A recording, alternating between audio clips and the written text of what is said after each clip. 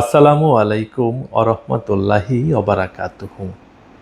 সম্মানিত দর্শক এবং মাছ চাষি ভাইয়েরা, আপনারা যে যেখান থেকেই আমাদের এই ভিডিওটি দেখছেন, আপনাদের সবাইকেই আমাদের হাবিবুর রহমান মৎস্য প্রকল্পের পক্ষ থেকে শুভেচ্ছা এবং অভিনন্দন জানাচ্ছি। দর্শক, কথা বলছি আমি মোহাম্মদ মাহমুদ রাজীব এবং আমাদের মাছ চাষের যে প্রকল্প, এইটার স্থান হচ্ছে ফরিদপুর জেলার ভাঙ্গা থানায়। দর্শক, আজকের ভিডিওতে আমরা মাছের জীবন চক্র নিয়ে আলোচনা করব। অনেক সময় হয় কি যে অনেক চাষি ভাইরা ফোন কল করে বলেন যে রাজীব ভাই, 100 লাইনের যে পোনা বা 100 লাইনের রেনু, এটা কি পুকুরে ছাড়া যাবে? তো ভাই, 100 লাইন মানে 100 পিসে যখন 1 কেজি হবে তখন কি এটা রেনু থাকে না। আবার অনেকেই বলেন ভাই, আমি 2 কেজি সাইজের পোনা পুকুরে মজুত করব, তো এইটাকে কি পোনা বলবো নাকি মাছ বলবো, এটা তারা জানেন না। আবার অনেকেই এমনটা বলেন যে রাজীব ভাই, আমরা তো পদ্মা নদীর কার্প জাতীয় মাছের পোনা বিক্রি করি, আপনারা জানেন। আপনার কাছে কি 500 লাইনের ছোট রেনু হবে? ভাই, আপনার কাছে কি 1012 লাইনের ছোট রেনু আছে? তো দর্শক, আমার মনে হলো যে এই বিষয়টা নিয়ে একটা ভিডিও করা উচিত। মাছের জীবন চক্রটা চাষি ভাইদের জানা উচিত। হয় কি যে অনেকেই আমরা জানি, আবার অনেকেই জানি না। ধরুন, যারা এখন চিন্তা করতেছে যে মাছ চাষে তারা আসবে, তারা নতুন, তারা তো জানবে না ভাই। একটা সময় তো আমিও খুব বেশি কিছু জানতাম না, এখন হয়তো মোটামুটি জানি। যতটুকু জানি হয়তো চাষবাস করা সম্ভব। আবার এমন একটা সময় আসবে, আজকে যে তরুণ চাষি ভাই শুরু করতেছেন, এমন একটা সময় আসবে তিনি সারা বাংলাদেশের মানুষকে বোঝাবেন। তো এটা আশা করেই তো আমরা মানুষ বেঁচে থাকি। এবং আমি চাই বিষয়গুলোকে ছোট মনে না করে প্রত্যেকটা বিষয়ে প্রত্যেকটা চাষি ভাইকে আমি অবগত করার চেষ্টা করি। তো সেই দিক বিবেচনা করে আজকের ভিডিওতে আমরা মাছের জীবন চক্র নিয়ে আলোচনা করব এবং মাছটাকে কোন স্টেজে গিয়ে আমাদের কি নামে ডাকা উচিত, ধানি কোনটা, পোনা কোনটা, ছোট পোনা কোনটা, বড় পোনা কোনটা, বা কালচারের বড় মাছ কোনগুলো, এই বিষয়গুলো নিয়ে চলুন আজকের ভিডিওতে সংক্ষিপ্ত আকারে কিছু আলোচনা করব ইনশাআল্লাহ। তো দর্শক, শুধু আলোচনা নয়, আমি প্র্যাকটিক্যালি আপনাদেরকে দেখাবো, তাহলে হয়তোবা আপনাদের বুঝতে আরও সুবিধা হবে ইনশাআল্লাহ। চলুন আমরা প্র্যাকটিক্যালি দেখাই। দর্শক, ধরুন গোল একটি বৃত্ত, এইটাই হচ্ছে একটা মাছের জীবন চক্র। হ্যাঁ, তো এই জীবন চক্রটা ধরুন এইখান থেকে শুরু। এটা ধরুন একটা মাছের ডিম। হ্যাঁ, তো এই গোল বৃত্তর ভিতরে আমি যে আবার একটা গোল বৃত্ত দিলাম, এইটা ধরুন মাছের ডিম। তো এই ডিম থেকেই মাছের শুরু বা মাছের জীবন শুরু। প্রথমে ধরুন এটা ডিম, এটা হচ্ছে মাছের ডিম। তো দর্শক, এই ডিমটা হ্যাচারিতে ফার্টিলাইজ হতে পারে কৃত্রিম প্রজননের মাধ্যমে, অথবা এইটা নদীতে ন্যাচারালি ফার্টিলাইজ হতে পারে। যেভাবেই হোক না কেন, মাছের পেট থেকে তো আর মাছ বের হয় না। কিছু কিছু মাছের ক্ষেত্রে হয়তোবা সরাসরি পোনাটাও ফার্টিলাইজ হয়, পোনাটা মায়ের পেট থেকে বা মাছের পেট থেকে বের হয়। কিন্তু আমরা সাধারণত আমাদের মাছ চাষ ব্যবস্থাপনায় যেই ধরনের মাছগুলো চাষ করি, এইগুলার শুরুটা ডিম থেকেই হয়। তো দর্শক, ডিম থেকে কৃত্রিম প্রজননের মাধ্যমে হ্যাচারিতে অথবা নদীতে ন্যাচারালি ফার্টিলাইজ হয়ে ডিম থেকে আমরা যেটা পাই সেটা হচ্ছে রেনু।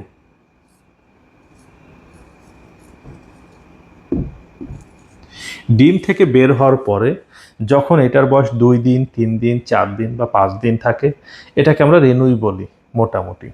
এই রেনু থেকে যখন একটা ধানের মতো, আমাদের চালের যে ধান থাকে ওই ধানের সাইজ যখন হয়, ধরুন 1 কেজিতে যখন মোটামুটিভাবে 50,000 পিস, 80,000 পিস, 70,000 পিস, বা 1 কেজিতে যখন ধরুন মোটামুটিভাবে 30, 35, 40,000 পিস হয়, তখন ওইটাকে আমরা বলি ধানি। ধরুন তখনের যে স্টেজ ওইটা হচ্ছে ধানি। দর্শক, ধানি কেন এটার নাম হলো? ধানের মতো ছোট সাইজের, এই জন্য এটার নাম ধানি। ধানির পরে এটাকে আমরা যখন আবার এক পুকুর থেকে অন্য পুকুরে কাটাই করে দিই, বা এই ধানি আকারেই যখন আমরা কোনো জায়গা থেকে কিনে নিয়ে এসে নার্সিং করে আমরা যখন আবার একটু বড় সাইজ করি, এটা যখন আবার মোটামুটি 10,000 পিসে 1 কেজি হয়ে যায়, তখন এটাকে আর ধানি বলা যায় না, তখন এটাকে বলি আমরা ছোট পোনা। ছোট পোনা। এবং দর্শক, এই 10,000 পিসের ছোট পোনাটা হয়তোবা আমরা কোনো জায়গা থেকে কিনে নিয়ে আসি, অথবা আমরা নিজেরাই আমাদের চাষের এক পুকুর থেকে অন্য পুকুরে যখন ট্রান্সফার করে দিয়ে যখন আবার আমরা কিছুদিন নার্সিং করি, নার্সিং করার পরে এটা হয়ে যায় পোনা। এবার দেখুন, এটা 50টাতে কেজি হলেও পোনা, এটা যদি 80টাতে কেজি হয় তাও এটা ছোট পোনা বা পোনা, এটা যদি 200টাতে কেজি হয় তাও এটা পোনা। আবার এই পোনাটাকে যখন আমরা 1 বছর চাপে রেখে দিই, বা মিনিমাম 8 থেকে 10 মাস বা 10 থেকে 12 মাস চাপে রেখে দিই, তখন আবার এটা হয়ে যায় চাপের পোনা। চাপের পোনা।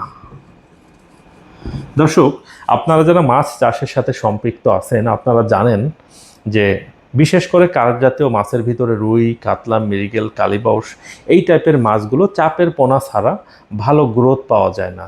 অর্থাৎ কার্প জাতীয় মাছের মধ্যে এই মাছগুলো মোটামুটি ম্যাচুরিটি না আসলে, অর্থাৎ 8 থেকে 10 মাস বা 10 থেকে 12 মাস যতদিন এটার বয়স না হয়, এইটার যে এক্সিলেন্ট গ্রোথ ওইটা কিন্তু আসে না।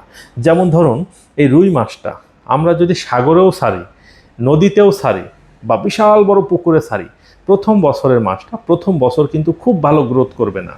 ধরুন, আমরা যদি 50টায় 1 কেজি হয় এরকম সাইজের একটা রুই মাছকে প্রথম বছরই মোটামুটি 100 বিঘা জায়গাতে যদি ছাড়ি, ওইটা হয়তো সর্বোচ্চ 800 গ্রাম 900 গ্রাম এরকম সাইজ করা সম্ভব। কিন্তু ওইটাকে আমরা 10 থেকে 12 মাস চাপে রেখে দিয়ে আমরা যদি পরবর্তী বছর ওইটাকে 100 লাইনে করেও কোনো পুকুরে ছাড়ি, 1 বছরে এটাকে 5 কেজি অবধি করা অসম্ভব কিছু না। ওই রকম ভালো পরিবেশ যদি সে পায়, ভালো পরিধি, গভীরতা, খাদ্য ব্যবস্থাপনা সব কিছু যদি ঠিকঠাক থাকে, এই রুই মাছটা 1 বছরে 3 কেজি 4 কেজি 5 কেজিও করা সম্ভব। এবং একটু বড় সাইজের মাছ যারা মজুত করেন, আপনারা জানেন যে 1 কেজি সাইজের ভালো জাতের রুই মাছ মজুত করা হলে 12 মাস বা 14 মাসের চাষ করা হলে 7 কেজি 6 কেজি 5 কেজি প্লাস অনায়াসেই করা যায়। পোনাটা ভালো হলে করা সম্ভব হয়। তো দর্শক, চাপের পোনা থেকে পরবর্তীতে আমরা আবার একটু বড় সাইজের পোনা করি। বড় সাইজের পোনা আমরা কালচার করি। অনেকেই আবার কি করি, চাপের পোনা থেকে সরাসরি চাষে দিয়ে দেই। অনেকে আবার কি করি যে চাপের পোনা থেকে একটু বড় সাইজের পোনা করে তারপরে আমাদের মেইন কালচারের পুকুরে মজুত করি। এরপরে কি হয়, বড় সাইজের পোনাটা আবার আমাদের মেইন কালচারের পুকুরে যখন আমরা মজুত করি, এটা হয়ে যায় কালচার। কালচার বা ফাইনাল হারভেস্টের পুকুরে চাষ। তো দর্শক, একটা মাছের ডিম থেকে শুরু করে মানুষের খাবারের টেবিল অবধি যেতে যেই সকল নামে মাছগুলোকে আমাদের ডাকতে হয়, এবং যেই সকল ধাপগুলো মাছ পার করে আমাদের টেবিল ফিশ উৎপাদন হয়, আমাদের মাছগুলো অনেক বড় হয় এবং আমরা হারভেস্ট করি, বিক্রি করে মুনাফা অর্জন করি, ভোক্তারা কিনে খায়, সারা দেশের মানুষের আমিষের চাহিদা পূরণ হয়। তা আমি আশা করি এই টোটাল চক্রটা আপনারা প্র্যাকটিক্যালি দেখে বুঝতে পেরেছেন। যদি বুঝতে পারেন, এই বিষয়ে যারা অনেক প্রশ্ন করেছেন, আমি আশা করি আপনাদের আর এই বিষয় নিয়ে কোনো প্রশ্ন থাকবে না। দেখেন, একটা সময় হয়তো আমি থাকবো না, আমার এই ভিডিওগুলো আমি রেখে গেলাম সদগায়ে জারিয়া হিসাবে। ইনশাআল্লাহ আমি মারা যাওয়ার পরেও হয়তো এই ভিডিওগুলো মানুষ দেখবে, এই ভিডিওগুলো দেখে মানুষ উপকার পাবে। আমি তো মুসলিম, আলহামদুলিল্লাহ, একটা সময় আমি মারা যাব। কালকে যে মারা যাব না এটার কোনো গ্যারান্টি নেই, যে কোনো সময় হয়তো আল্লাহ পাক আমাকে নিয়ে যেতে পারেন। মারা যাওয়ার পরে আমি পচে যাব। আমি পচে গেলে কি হবে, আমার ভিতরে যদি কোনো মেধা থাকে, কোনো বুদ্ধি থাকে, ভালো কোনো উদ্ভাবনী ক্ষমতা থাকে, ভালো কোনো দক্ষতা থাকে, সেইগুলাও কিন্তু ভাই মাটিতে পচে যাবে। পচে গেলে কি লাভ হলো বলেন? দুনিয়াতে আমি আসলাম, ভালো কিছু জিনিস আমি জানতাম, সেইগুলা নিয়ে আমি মরে গেলাম, পচে গেলাম, আমার সাথে আমার ওই জিনিসগুলোও পচে গেল, লাভ হলো না। তবে আমি চেষ্টা করি, আমি চিন্তা করি, অ্যাটলিস্ট কিছু মানুষকেও যদি এই জিনিসগুলো শিখিয়ে যেতে পারি, যেটা আমি শিখেছি সেটা অন্য মানুষ শিখুক, এবং তাদের মাধ্যমে হয়তো যুগের পর যুগ আমার এই কাজগুলো বেঁচে থাকবে, আমার এই কর্মের মাধ্যমে, আমার এই ভিডিওর মাধ্যমে।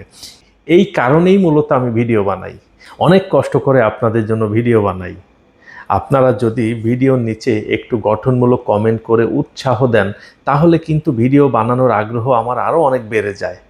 দেখুন, অনেক মূল্যবান কাজ বাদ দিয়ে আপনাদের জন্য ভিডিও বানাই, এটাকে এডিট করি, আপলোড করি, ব্যাপক একটা ঝামেলা, অনেক ঝামেলা।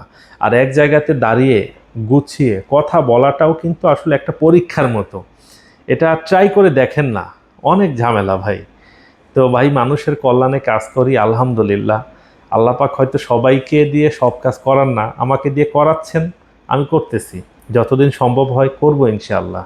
দর্শক, আপনাদের কাছে আমি চাইবো, আপনারা যারা ফেসবুক থেকে আমাদের এই ভিডিওটি দেখছেন, আমাদের ফেসবুক পেজটিকে ফলো করে আমাদের সাথেই থাকবেন এবং এই ভিডিওটি শেয়ার করে দিবেন, যেন অন্য চাষি ভাইরাও এই বিষয়গুলো জানতে পারে, বুঝতে পারে, তারাও যেন দেখে উপকৃত হতে পারে। পাশাপাশি ভিডিওর নিচে গঠনমূলক একটি কমেন্ট করে জানিয়ে যাবেন যে ভিডিওটি আপনার কাছে কেমন লেগেছে। আপনাদের গঠনমূলক কমেন্টের উপরেই কিন্তু আসলে আমার উৎসাহ অনুৎসাহ এগুলা নির্ভর করে। আমার আগ্রহ অনাগ্রহের একটা ব্যাপার আছে। আপনারা যখন উৎসাহ দেন, দোয়া করেন, আরও অনেক কিছু জানতে চান, তখন আমার কাছে ভালো লাগে এবং আমি তখনই আগ্রহ করে ভিডিও বানাই।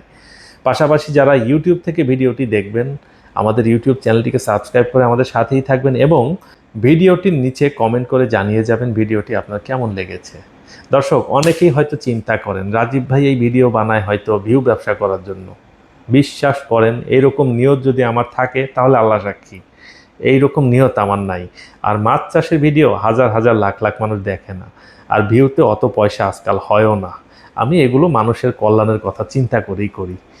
আমি জানি যার যেমন মেন্টালিটি তার চিন্তাভাবনাও ঠিক তেমন। একজন চাষি ভাই সেদিন কমেন্ট করেছে ভিউ ব্যবসা, আমি কষ্ট পাই নাই।